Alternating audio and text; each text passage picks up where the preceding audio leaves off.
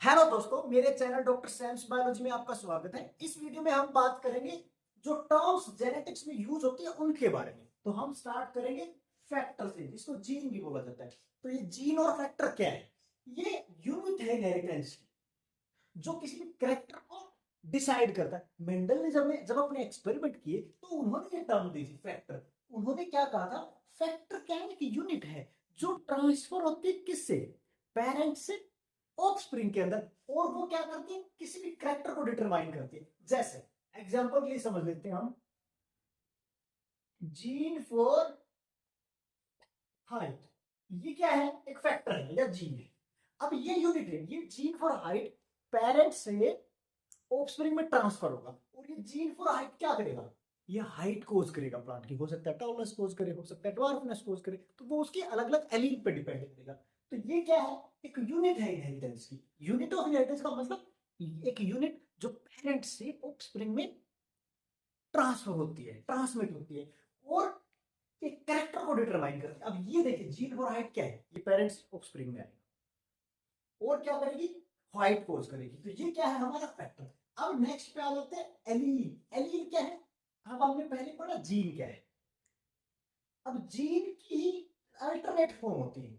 कोई भी एक जीन है, उसकी दो अल्टरनेट फॉर्म है, उन्हीं को क्या बोलते हैं? एलील। अब देखिए यहाँ पे जीन फॉर हाइट हमारे पास, इसकी दो अल्टरनेट फॉर्म है, कैपिटल टी और स्मॉल टी। ये दो अल्टरनेट फॉर्म है। तो इसको क्या बोलेंगे? ये एक एलील है। तो ये भी क्या है? एक एलील है। तो एक जीन की दो अलग अलग फॉर्म, उनको बोलते हैं एलील। अल्टरनेट वेरिएंट है, एक जीन के वेरिएंट है, तो उसको क्या बोलेंगे? एलील कहेंगे हम। अब आ जाते हैं लोकस। लोकस क्या है? एक स्पेसिफिक जगह है क्रोमोसोम के ऊपर। अब देखिए, मान लीजिए ये क्रोमोसोम, अब इस क्रोमोसोम के इस स्पेसिफिक जगह पे मान लीजिए ये प्रेजेंट है, कैपिटल टी एलील प्रेजेंट है। तो इस जगह को, इस प्लेस को हम क्या बोलते हैं? लोकस। ये है लोकस। तो एक स्पेसिफिक जगह क्रोमोसोम पे जहां पे एलील प्रेजेंट है, उसको बोलते हैं हम लोकस। तो ये हुआ हमारा लोकस। अब आ जाते हैं genotype, genetic makeup of organism. उस ऑर्गेनिज्म का किसी पर्टिकुलर करेक्टर के लिए क्या जेनेटिक मेकअप है, उसको उसका जेनेटिक मेकअप बोलते हैं। अब हमारे पास जैसे कि हाइट ऑफ प्लांट है, इसके लिए हाइट ऑफ प्लांट के लिए अगर प्लांट का जेनेटिक मेकअप ये भी हो सकता है, ये भी हो सकता है और ये भी हो सकता है। तो ये क्या है? Genetic makeup. कैसा? किसी पर्टिकुलर करेक्टर के लिए उसका जेनेटिक मेकअप क्या है, कौन कौन सी एलील है उसके अंदर, उसको क्या बोलेंगे? Genetic makeup. उसको बोलेंगे genotype. Phenotype, physical appearance of organism.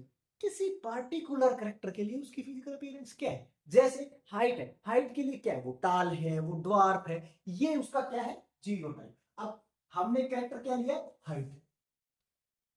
अब इस हाइट में वो या तो टाल है या ड्वार्फ है। तो ये टाल और ड्वार्फ इसका क्या है? जीनोटाइप है। ये इसका जीनोटाइप है। अब होमोजाइगस, होमो मीन्स सेम, जायगस का मतलब है जायगोट। जायगोट के अंदर दो कॉपी होती है। तो होमो मतलब सेम। जब हमें पता है एक जीन की दो एलील होती है और एक ऑर्गेनिज्म के अंदर किसी भी जीन की दो कॉपी हो सकती है, वो सेम भी हो सकती है और अलग भी हो सकती है। अगर किसी भी ऑर्गेनिज्म के अंदर एक एलील की दोनों, एक जीन की दोनों एलील सेम है। अब देखिए यहाँ पे एक ही जीन का एग्जांपल ले रहे बार बार, जीन फॉर हाइट। अब इसकी दोनों copy capital T capital T, इसका मतलब सेम है, या स्मॉल टी स्मॉल टी, दोनों एलील सेम। तो ऐसी कंडीशन में क्या बोलते हैं? होमोजाइगस।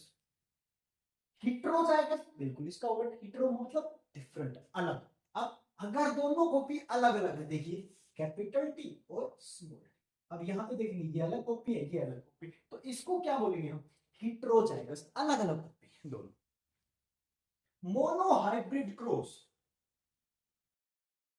मोनो मतलब सिंगल, हाइब्रिड मिलके बना हुआ। तो ऐसा क्रॉस जिसके अंदर एक ही कैरेक्टर हो, लिया गया हो, हमने सिर्फ एक करेक्टर लिया और उसके बीच क्रॉस करवाए करेक्टर। जैसे एग्जांपल के लिए समझते हैं, हमने करेक्टर लिया हाइट, देखो इसको समझते हैं।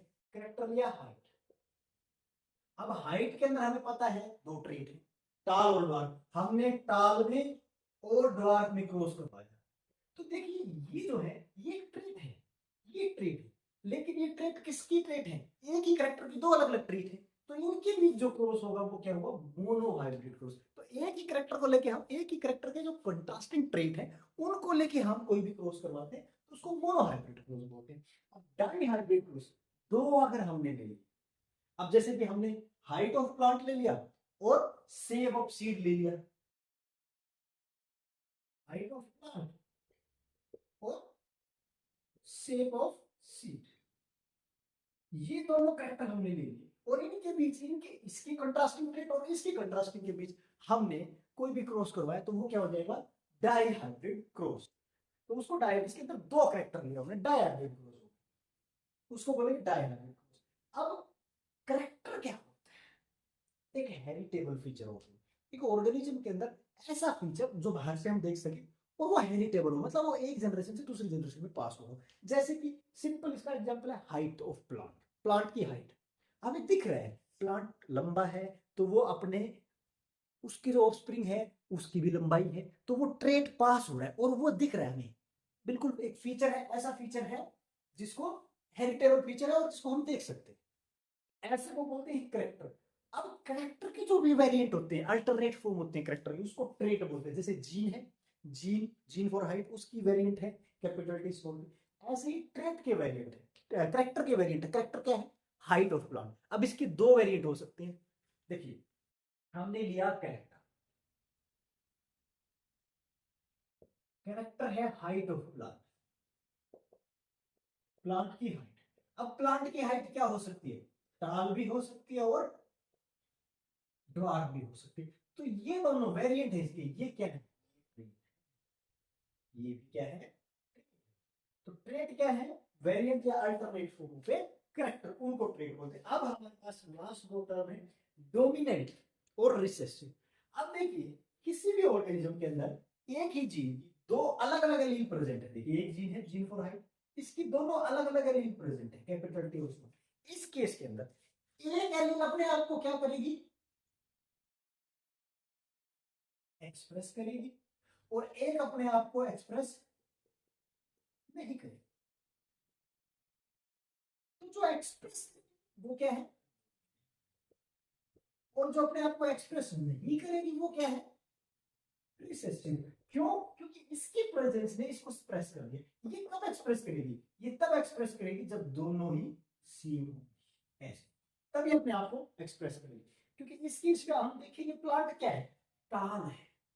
तो टाल का मतलब क्या हुआ? ये टॉलनेस कोज कर रही है, ये डॉर्नेस कोज कर रही है, ये अपने आप को एक्सप्रेस कर रही है। तो ये क्या हुई? तो जब किसी ऑर्गेनिज्म के अंदर एक जीन की दो अलग अलग एलील प्रेजेंट है और उस केस में एक अपने आप को एक्सप्रेस कर रही है और दूसरी अपने आप को एक्सप्रेस नहीं कर पा रही, जो एक्सप्रेस कर रही है वो डोमिनेंट हुई, जो नहीं कर पा रही है वो रिसेसिव हुई। और जो नहीं कर पा रही है वो कब करेगी? जब उसकी दोनों कॉपी प्रेजेंट होगी रिसेसिव वाली, तब वो अपने आप को एक्सप्रेस करेगी। तो ये थे हमारे कुछ टर्म जो जेनेटिक्स में फ्रीक्वेंटली यूज होते हैं।